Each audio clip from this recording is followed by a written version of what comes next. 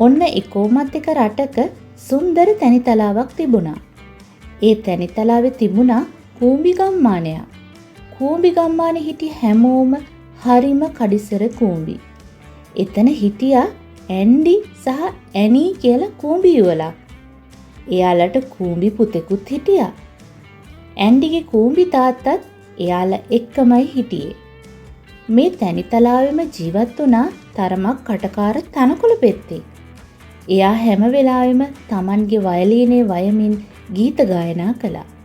කඩිසර කූඹියෝ වසන්ත කාලේ පුරාම මහන්සියෙන් වැඩ කරලා කෑම එකතු කරනවා.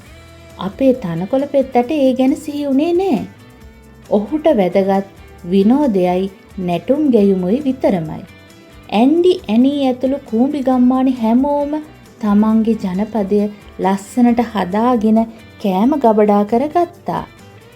ඒ අතරේ ඇන්ඩි තනකොළ පෙත්තට උපදෙස් දුන්නා ශීත කාලෙට සූදානම් වෙන්න කියලා. ඒත් තනකොළ පෙත්තා ඇන්ඩිට සරදම් කළා. මේ සුන්දර ආලෝකය ලැබිලා තියෙන්නේ අපිට නටන්න. මේ අතරේ ඇන්ඩිලගේ කූඹි ගම්මානේ ඇතුළත ආහාර ගබඩා පිරී යමින් තිබුණා.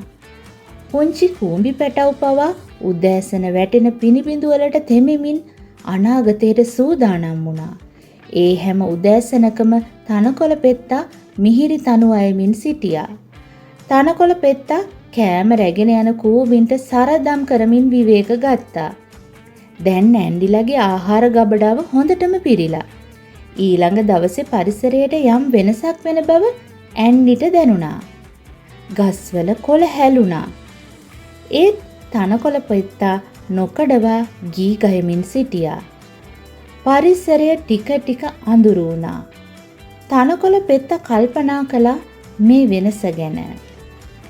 ඒ අතර කූඹි ගම්මානේ වැසියෝ තමන්ගේ නිවෙස්වල ආරක්ෂාව තහවුරු කළා. පුංචි පුංචි ගල් ගෙනල්ලා දොරවල් අවහිර කළා. පරිසරයේ තිබුණු කොළ පැහැය ටික ටික අඩු වුණා. ගස්වැල් මල් ගෙඩි වලින් තොර වුණා. තනකොළ පෙත්තාට දැන් තමයි ඉදිරිය ගැන කල්පනා වුණේ. ඒ වෙනකොට කූඹි ගම්මානේ ඇන්ඩිලගේ ගෙදර පුංචි සාදයක් ආරම්භ වෙලා. එයාලා ආහාර බෙදා ගන්නවා. දැන් තනකොළ පෙත්තට හරිම බඩගිනි. ඔහු බිම වැටිලා තියෙන කොළ අහුලලා බැලුවා කන්න මොනවා හරි තියෙනවද කියලා. පරිසරය තව තවත් අන්ධකාර වුණා. තද සුළඟක් හැමුවා. මමත් වසන්ත කාලේ ගෙයක් හදාගෙන තිබුණා නම් කියලා තනකොළ පෙත්තට හිතුණා. වැහි බින්දු 1 2 වැටිලා හිමපතනය ආරම්භ වුණා. මේ ශීත කාලය කූඹි ගම්මානේ හැමෝටම උණුසුම් ආරක්ෂිත ස්ථානයක් වුණා. ඔවුන්ට කෑම ඇති තරම් තියෙනවා. බාහිර පරිසරය ටික ටික හිමෙන් වැසුණා. තනකොළ පෙත්තා වේලුණු ලොකු කොළයක් යටට වෙලා වේදනාකාරී තනුවක් වැයුවා. ඔහු දුක්බරව කඳුළු සැලුවා. ඒ එක්කම පොළොව යට හිටිය කූඹි ගම්මානේ ඇන්ඩිලා ශීත කාලය Tamanගේ ආදරණීයන් එක්ක සතුටින් ගත කළා. කෑම බෙදාගත්තා. තනකොළ පෙත්තා निराහාරව සීතලේ ගැහෙමින් ශීත ඍතුව ගත කළා. ඒ අතරේ ඔහු Tamanගේ ක්‍රියාකලාපය ගැන හොඳටම දුක් වුණා. ටික ටික හිරු එළිය වැටිලා පරිසරය එළිය වුණා. නැවතත් වසන්තය උදා වුණා. කූඹි ගම්මානේ හිටිය හැමෝම Tamanගේ නිවස් වලින් එළියට ආවා. තනකොළ පෙත්තා ආයෙමත් ගීයක් ගයන්න පටන් ගත්තා. හැබැයි ඒක වෙනස් ගීයක්.